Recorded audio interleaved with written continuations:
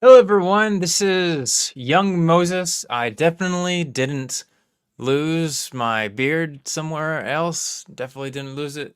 This is just me before Isaac, before I was, getting at Isaac. But today we're talking about why young earth creationism is so popular, which is a weird question. Like, on one hand, it's like, well, of course it's popular because it's right. Well, that's what many of you might be thinking. And some ways, like, there are some really strong arguments for reading the Bible from a young earth creationist standpoint. And people who aren't young earth creationists, they have to be very creative. People like Hugh Ross or John Walton, you know, the other views, they're not the obvious way to read the Bible. They're just not. At the same time, it's also really odd that there are so many young earth creationists because when we look at how many scientists that are Christian, the overwhelming majority don't believe in a young earth. They don't believe in a global flood. Most young earth creationists are, most scientists that are Christian, they're not young earth creationists. Also, most biblical scholars that are Christian are not young earth creationists. So, why do we have so many young earth creationists when experts on both sides, most experts, maybe even the overwhelming majority of experts, don't actually accept young earth creationism? It's a little weird. And, as I said before, some might say, oh, it's obvious it's right. But it's not that simple. Like, people believe things for all sorts of reasons. We are obviously not rational robots. Some young earth creationists, they barely know any arguments. Like, you ask them why they believe what they believe, they'll tell you to go check out the website, Ken Ham's blog video website. All right, but like, they don't know why they believe that. Most people haven't even spent any time looking at it. Just go check out Ken Ham. And at the same time, then of course this applies to evolutionists as well. Lots of scientists don't really know about the best arguments for evolution. Most scientists probably might not even know about the best arguments for young earth creationism. So in other words, like, we're not rational robots. There are lots of different reasons why we believe things. Now, what I want to tell people today is that I'm not answering the question whether young earth creationism is true. That's not something that we're getting. This is a sociological thing. We're going to talk about why people believe these things, okay? And this is going to be an important conversation whether you are young earth creationist or not, as these things that we'll be talking about apply in a lot of different scenarios. This video will help with recognizing bias, helping people be more willing to convert to young earth creationism, help people not scare others away from young earth creationism. So this is going to be a beneficial video for all sides of the discussion. But first, I want to start with a video that was really interesting. So this was made by the creator, If American the society YouTube channel that is run by the creator of VeggieTales, funny enough, the Holy Post, and it's a post basically talking about why people are fundamentalists. And there's a lot of overlap between fundamentalism and young earth creationism. We're going to talk about what fundamentalism is, and that'll be a good kickoff for this conversation. So let's dive into it. I'm gonna put my headset on. All right.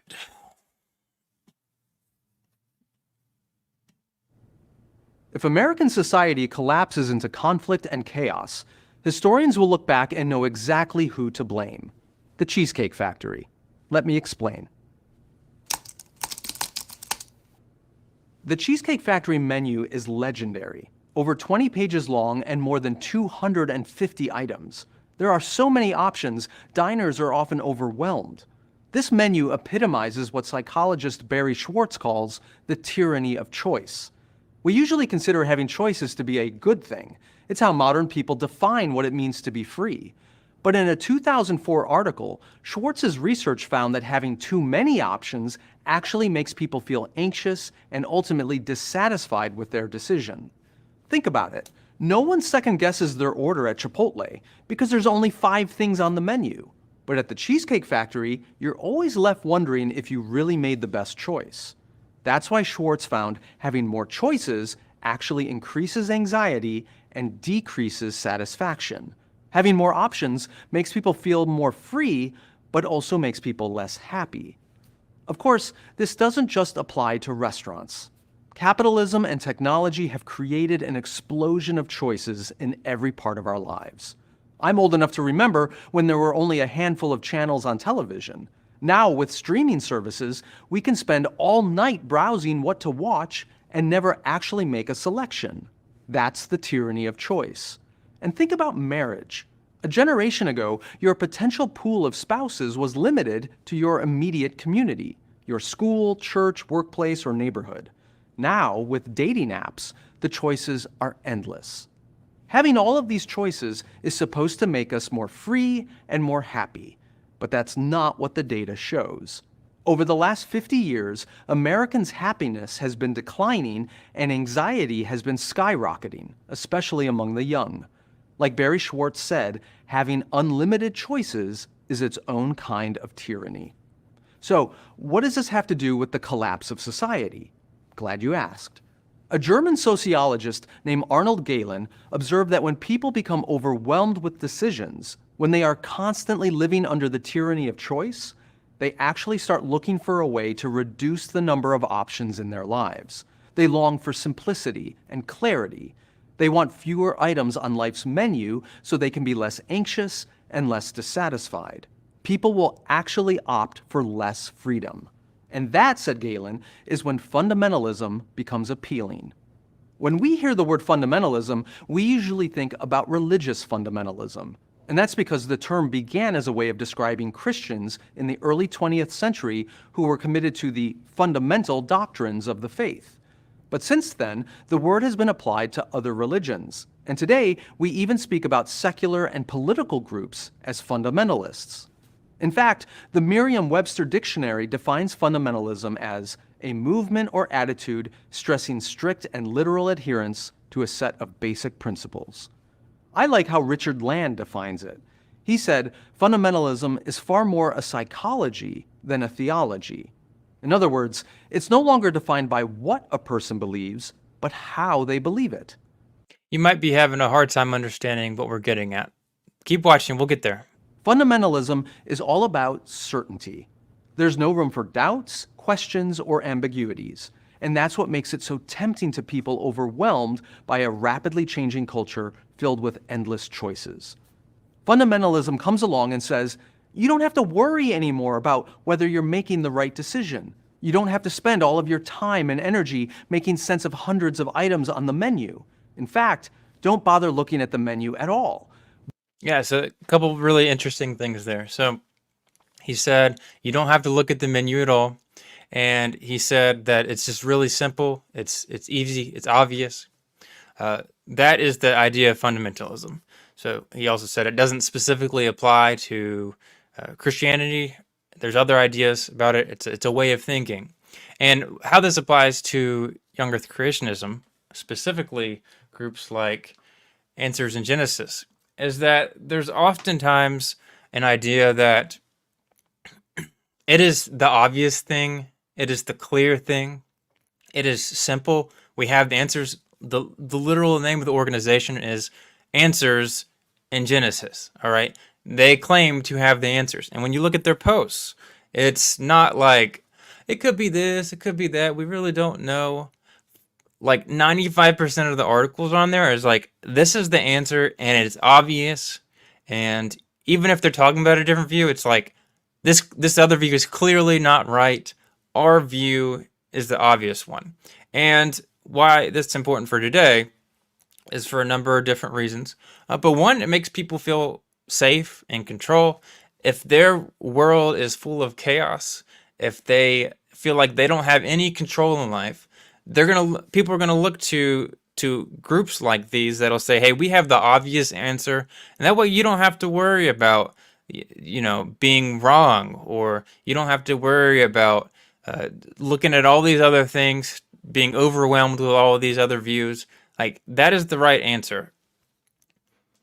We'll order for you because we have all the answers. We have all the answers. By claiming to possess the truth with absolute certainty, fundamentalism allows fearful people to outsource their decision making, and it promises to exchange their anxiety for tranquility.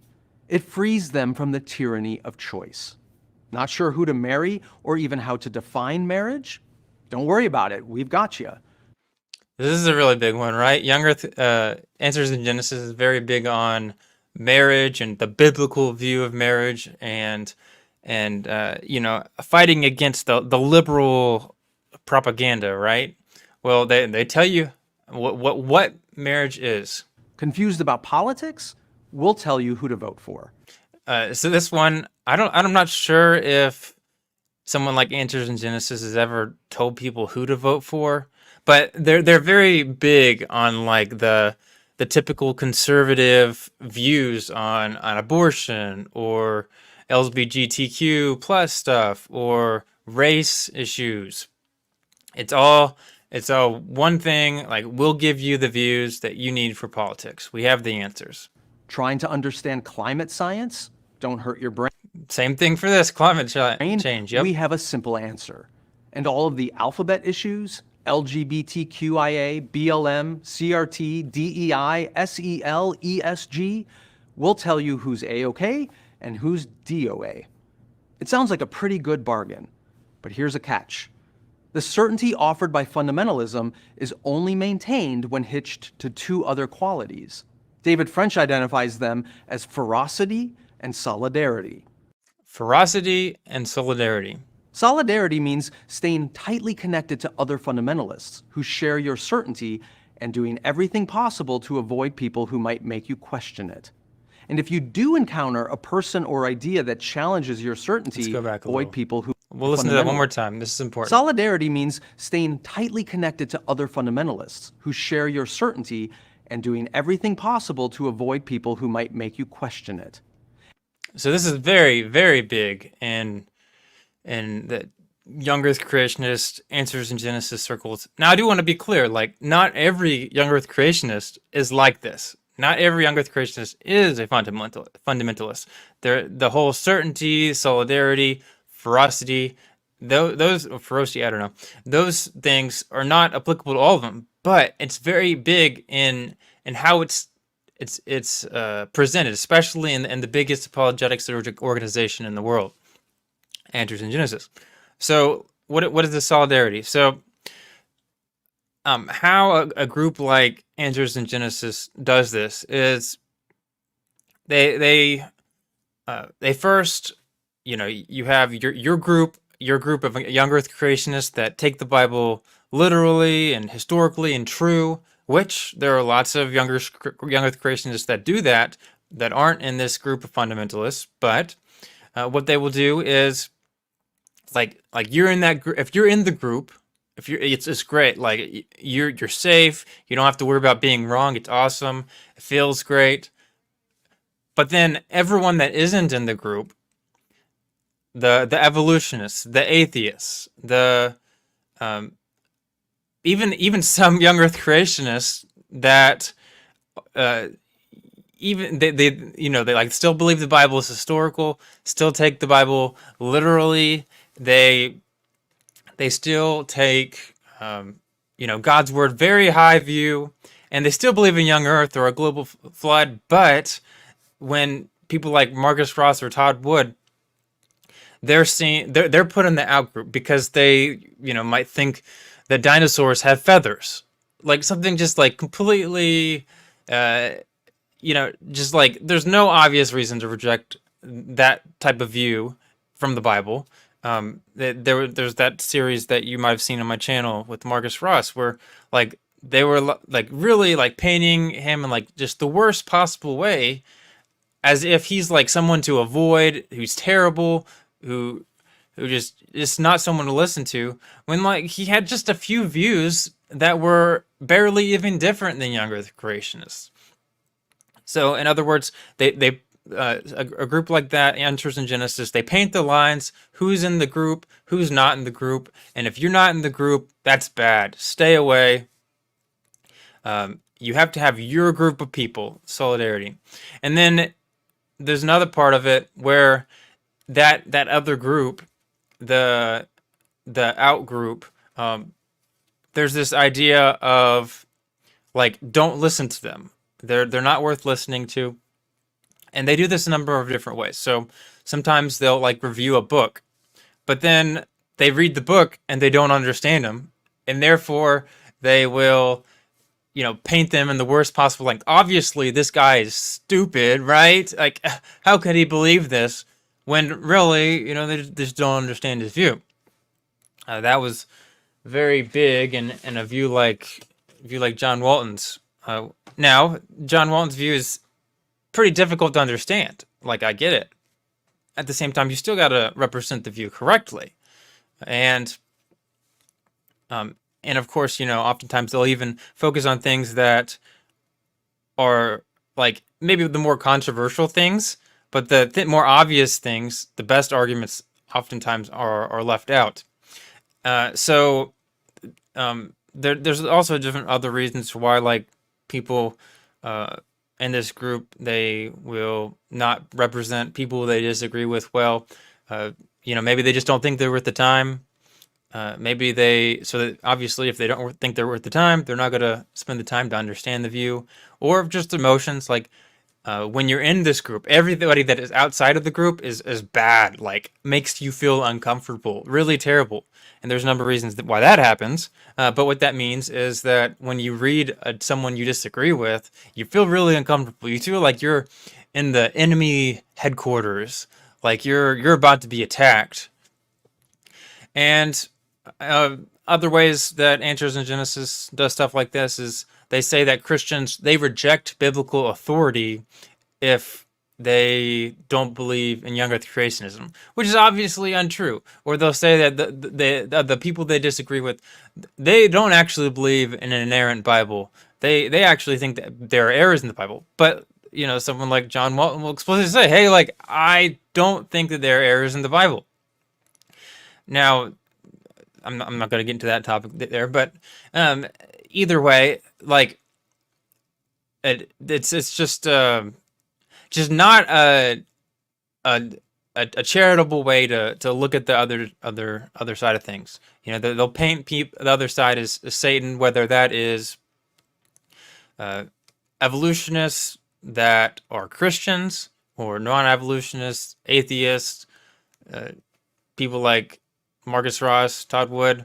Even they're just stay away, bad, and they'll even like paint these groups sometimes as like Satan, or the views as Satan. So like, for example, this is Ken Ham's book from this is a while ago. He changed the cover on this, but as you can see, it's the lie. Like evolution, the view of evolution, it's the lie, and it's got the serpent Satan on the cover. Now, what do you think people are going to associate that with? Like Satan, evolution. Obviously, they're going to think that like evolution is just this terrible, evil same thing. Like evolution was the apple that caused the sin of the entire world, that caused death for all people. Like, obviously, that's not a charitable representation of like the view of evolution, whether you believe it or not. But that's how it's painted. If you believe in evolution, you're succumbing to Satan's lies. That's essentially what this book is portraying. On the other hand, you have you can't see me. It's awkward. Yeah. So on the other hand, you have this is a real fun one. So you have two castles, and on the left side you have evolution, where man decides truth, even though there are lots of Christians that are evolutionists. And so it's like what this basically paints the view of evolution as is, if you believe in evolution, then God doesn't decide truth, man decides truth. But as I said, there are many Christians that are evolutionists. So obviously those people don't fall into this group. But that's what they're painting at. And when you are not someone like really educated on the topic, when you haven't met many evolutionists, some that are even Christians, then you're going to have this bad view. And additionally, so you talk about like family breakup, euthanasia, homosexual behavior, humanism, all the bad things about the world, right? Is is based on evolution. Now, they might when they portray this picture, they might be saying, "Oh, evolution is the foundation," which that's odd in itself. But obviously, family breakup and stuff like that is not caused by evolution, but that is what it gets portrayed as. Everything about evolution, everything about bad in the world makes you feel uncomfortable, essentially. Especially when you're told this repeatedly, even as a child. That can be when you don't have a full way to grasp all these different concepts. Compared to Christianity, which is founded on God's word. So what this picture paints is either you're a Christian or you believe in evolution. Of course, there's obviously a middle ground, but this picture paints otherwise. What else do we have on that topic?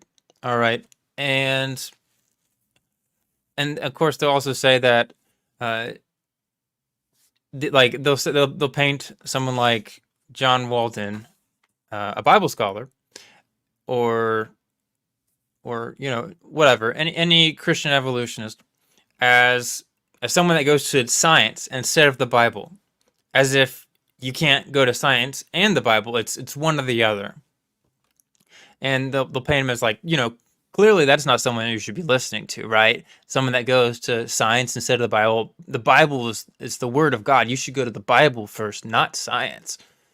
So that's obviously something where, like, if you're not like, really into the conversation, you don't really understand both sides very well. You're gonna think, oh shoot, well of course I should go to the Bible first. Everyone else is just not someone to be listened to because they're going to science. Why would you go to science first? They make mistakes all the time, right? But it's not that simple. And what this does is this paints anybody who's with the evolutionist mainstream science crowd is bad, evil, and everybody else. That's this team that you want to be on, and you're safe in this group. We have the answers. And another interesting thing here is that Answers in Genesis, they'll push this idea of like, you don't want to listen to anything this other group says, like bad, bad, bad. So I've heard that Answers in Genesis workers are actually told not to talk to evolutionists. So that's a really weird one, right? Like, not even talk to them, because there's this idea like, if you talk to them, hey, you might be converted, and we don't want that.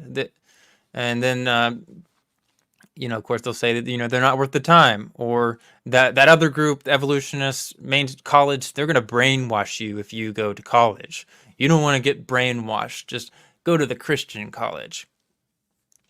Now this is weird, of course, because people end up leaving Christianity because of things like this. Not anything to do with the facts, but just the way a lot of these environments are. That's why they leave. We're going to talk about that in a second. And if you do encounter... All right, so go back to the video here. And if you do encounter a person or idea that challenges your certainty, ferocity means you are obligated to fight and destroy them. Because those who don't share your certainty aren't just different, they're not just wrong, they are evil. So, fundamentalism may promise to replace anxiety with peace, but in reality, it replaces anxiety with anger. But for most people, that's still appealing, because while fear makes us feel weak, anger makes us feel powerful. And that's especially true when we're surrounded by a community that validates our anger and directs it against a shared enemy. That's why certainty, ferocity, and solidarity always go together. They are the indivisible, unholy trinity found in every form of fundamentalism, whether it's religious or secular, conservative or progressive. And that brings us to the real problem.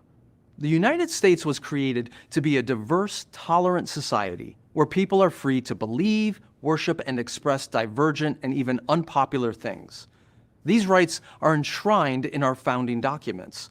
And they've been attracting people from all over the world to these shores for hundreds of years.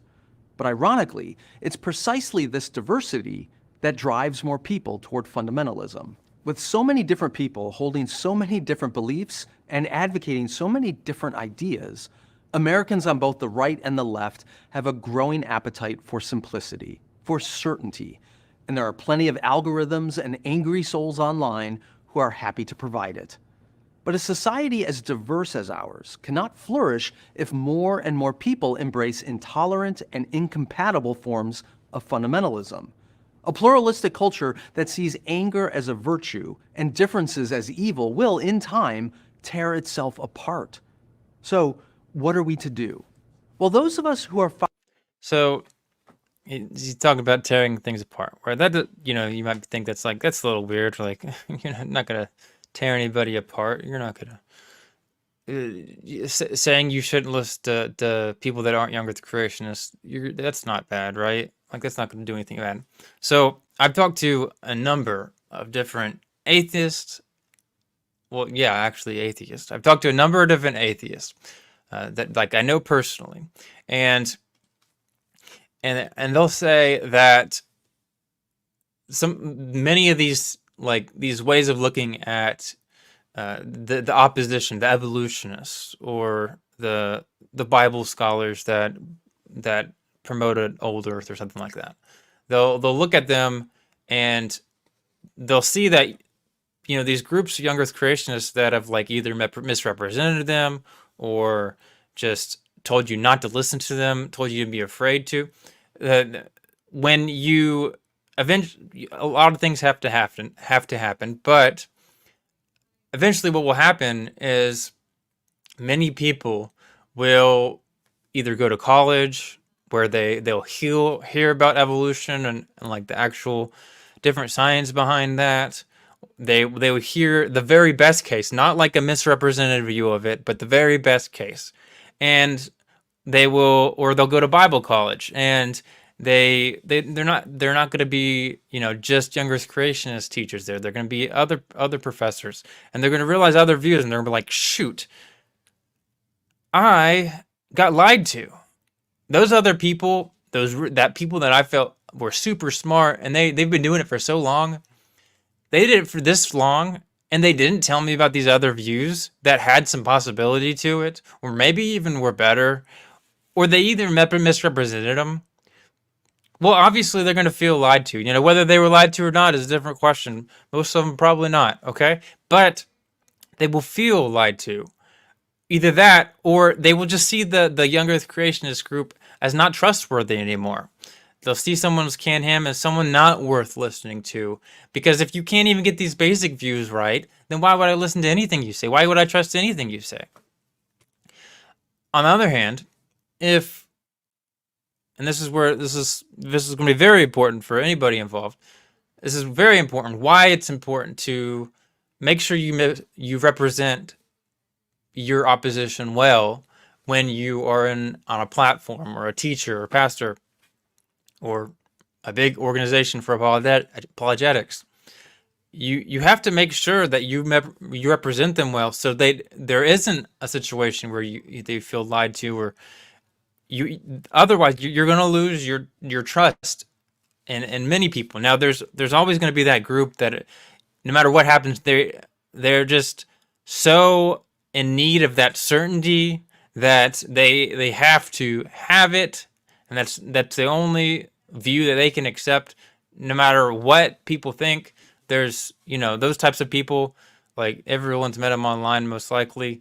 You have those types of people that don't listen to anything anybody says, and if they do listen, it's call people names or whatever, or barely listen to them. Once again, not worth the effort, right? And eventually what will happen is those groups of people, they'll probably stay where they are because obviously they're not listening to any other views. Why would they? On the other hand, the people that are a little bit more open are okay, just with a little bit of uncertainty. Those types of people, they're going to go into looking at the other topics, even when, no matter how many times you tell them not to, they're going to look at the other people like John Walton, and they're going to say to themselves, well, shoot, I've been lied to. And to fix this, how you fix this is, one, you got to be honest and you got to say, hey, there's multiple possibilities.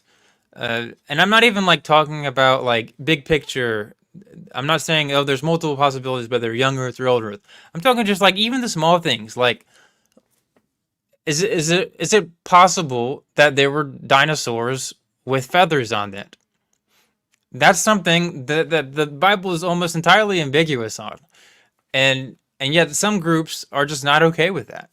Views like that, which has nothing to do with the old Earth, young Earth creationist debate, has nothing to do with evolution. Dinosaurs having feathers has nothing to do with evolution, being right or wrong. And so you got to be willing to say, hey, like there's multiple possibilities. I don't have all the answers. Now, maybe Answers in Genesis might have to change their name. That would be really awkward.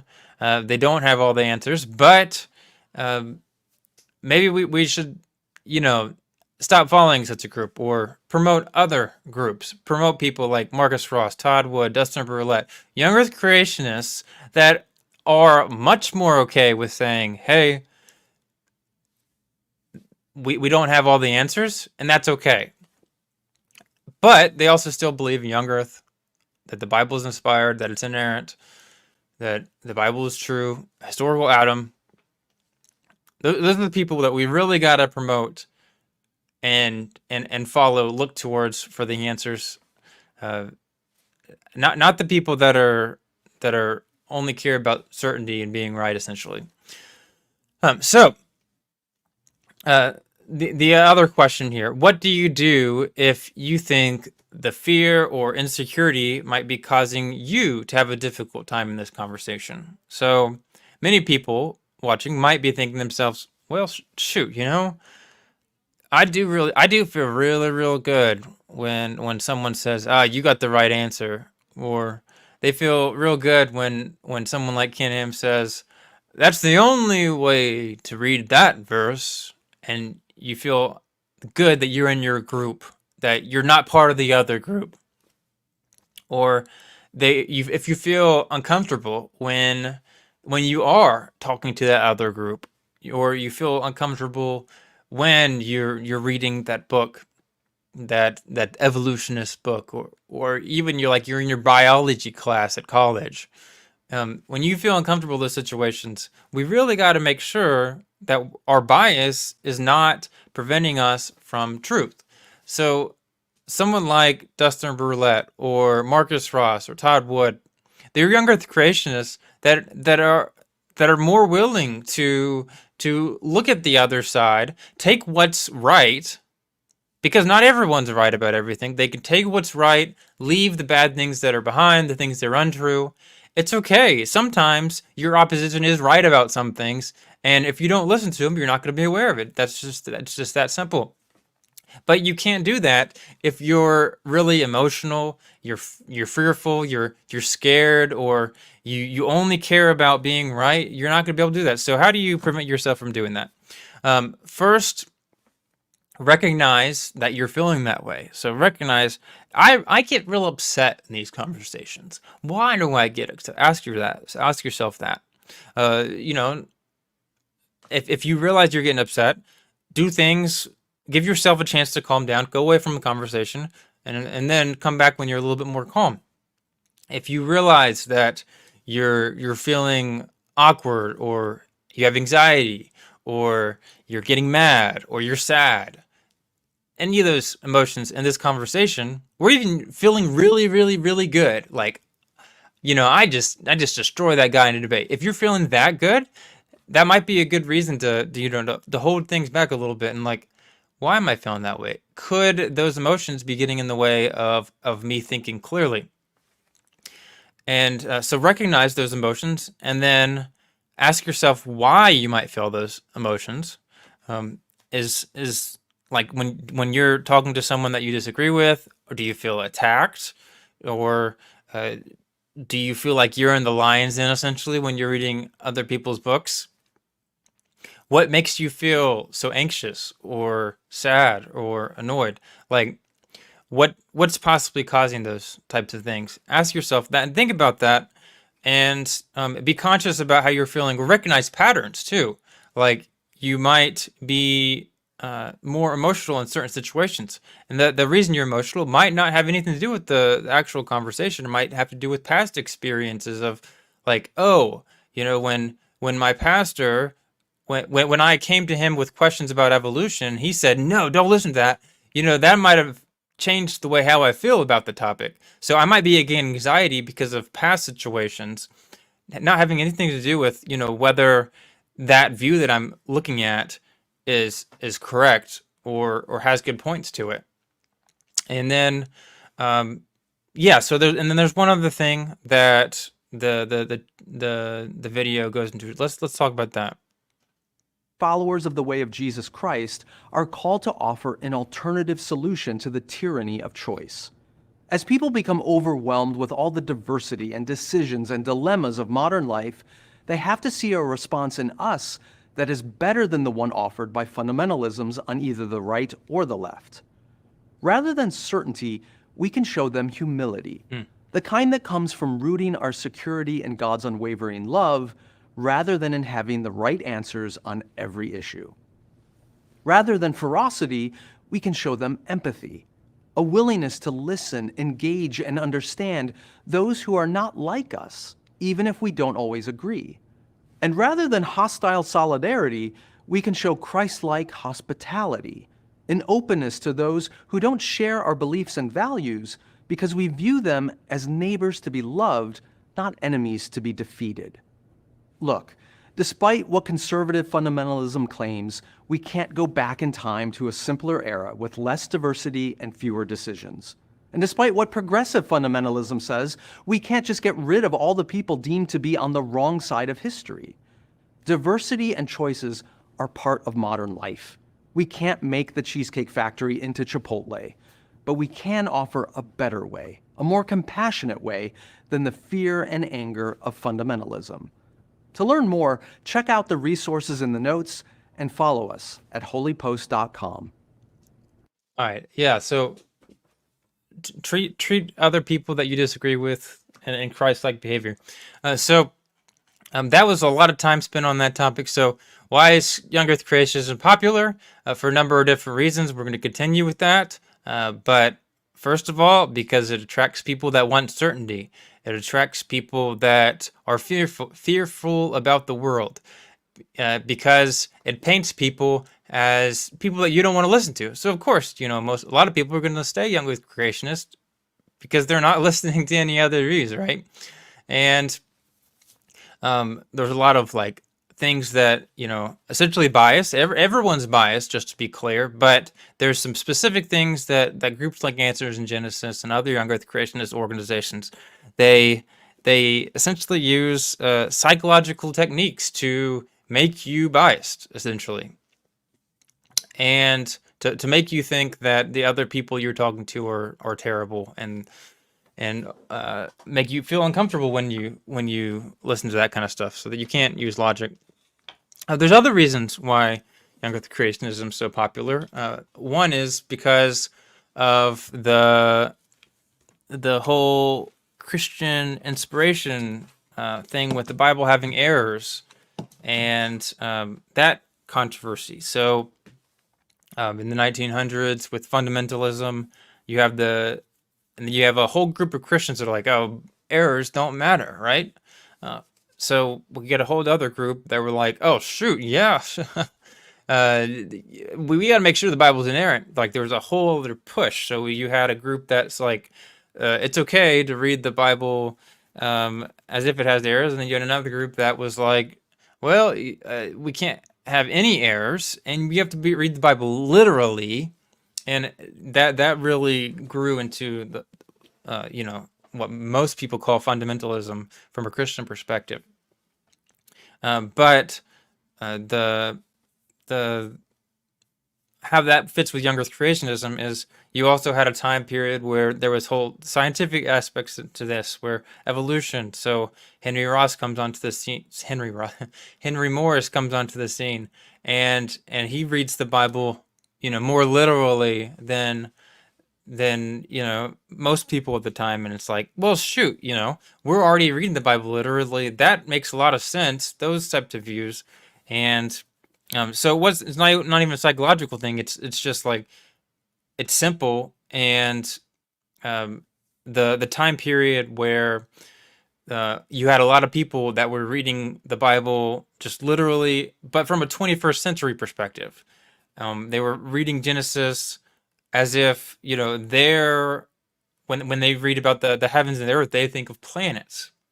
But that types of group of people don't really ask themselves, like, is this actually talking about the planets, or is it talking about what the Israelites saw as planets, not as balls of gas, but as like you know little bright lights in the sky, right? Very different view because they didn't have a scientific view like that. You had this new approach there of more being reading the Bible literally. Another point, you had groups like Answers in Genesis really, really, really pushing themselves into like VBS for kids at churches. So they have all these VBS curriculums, and in that they give really simplistic and honestly like really rough ways to teach kids about young Earth creationism. So I did a interview with a young Earth creationist that did the VBS curriculum, and like just simple, just clear misrepresentations of people they disagree with in the VBS curriculum, and just not a good way to do it. So I had a young Earth creationist on my channel saying this is not what you want to do. But what all these things we've been talking about were in that curriculum. So people were saying, the Answers in Genesis curriculum was basically saying, hey, these evolutionists are bad. They're not something. They're a bunch of liars essentially, and you shouldn't follow them. Telling this to like what 4-year-old kids. So how do you think kids are going to respond if their entire life they're brought up on the idea that evolution is bad? Well, it gets, or that you should read the Bible super literally in a specific way. Even a fourth grader could read Genesis, right? And what that means is when you get to your older age, like those brain pathways that you've been reading in a specific way your entire life, that's what you're going to think about first. You're going to read the literal interpretation first. And when you're already doing that, when it's a habit, it's really difficult to think about other views because you've already got that view and it's already said. It's like when you drive a car, you're not thinking about driving because you've driven that route so many times, like on the way to work or whatever, or your local store. So it's really like you don't even notice yourself doing it. You don't notice yourself making the choice. Hey, I need to make sure I turn here and here. Likewise, you don't realize yourself making a choice to read the Bible literally. Like if you have the number 7, is that a literal number 7 or is it a figurative number 7? That's something that like when you're told to read the Bible literally so long, that's not a question you're going to be asking yourself. Additionally, you have like kids books, the beginner's Bible, where on the very first page you have, in the beginning, the world was empty.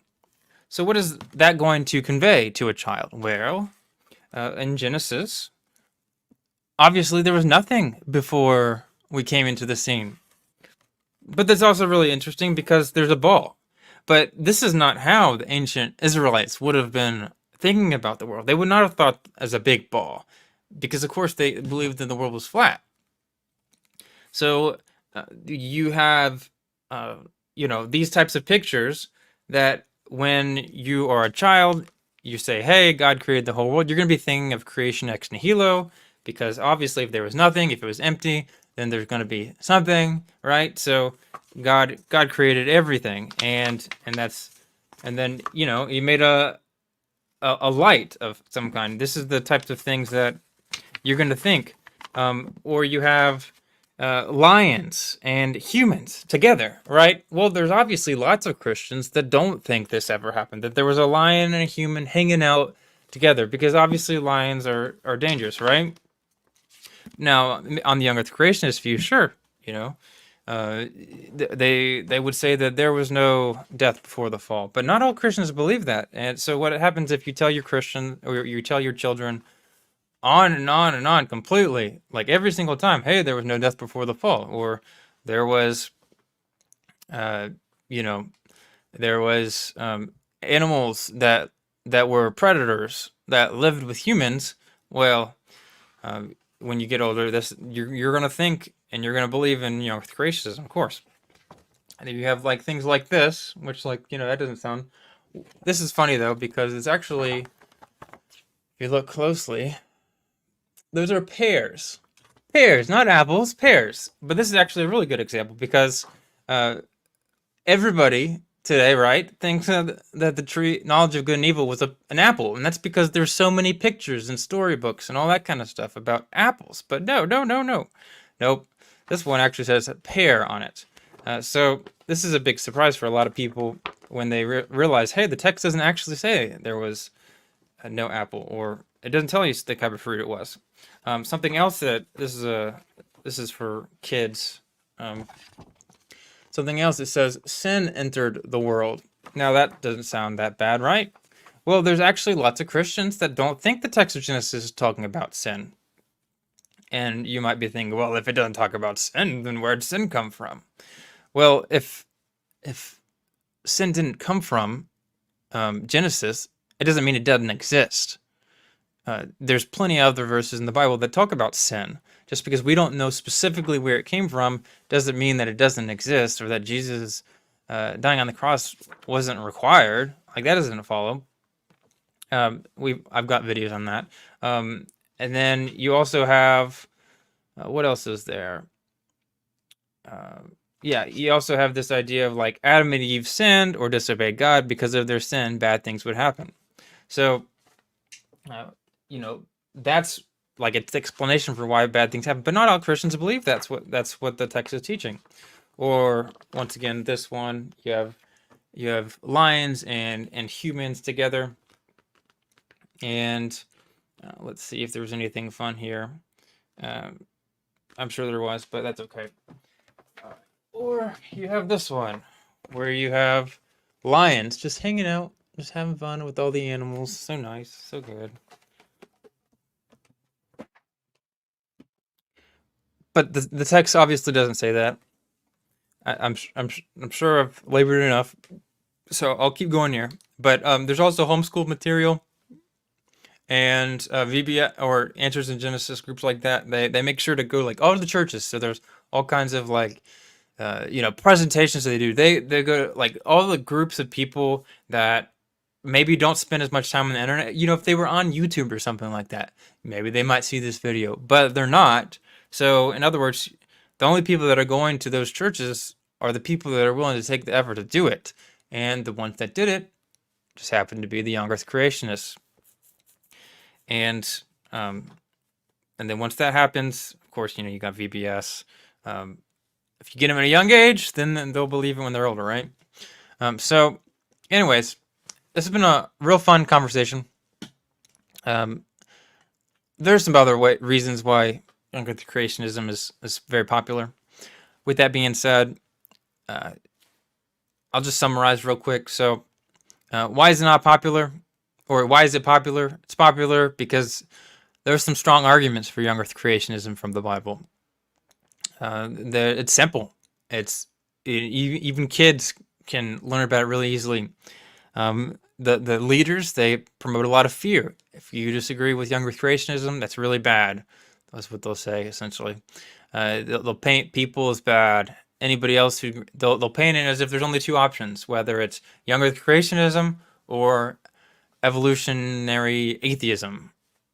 And lots of times that's really the only two options in those types of things. Like for example, in this right here, where like where's the middle ground, right? Or why can't evolutionists stand on like they might have a bad interpretation to the Bible, but they would still say the Bible is true. They could still stand on the authority of God, not on like the secondary issues, right? And of course, other reasons why young Earth creationism is popular, VBS, outreach to churches, stuff like that. All right, but anyways, let me know what you think in the comments. I hope you enjoyed the video, and I hope you guys have a good one.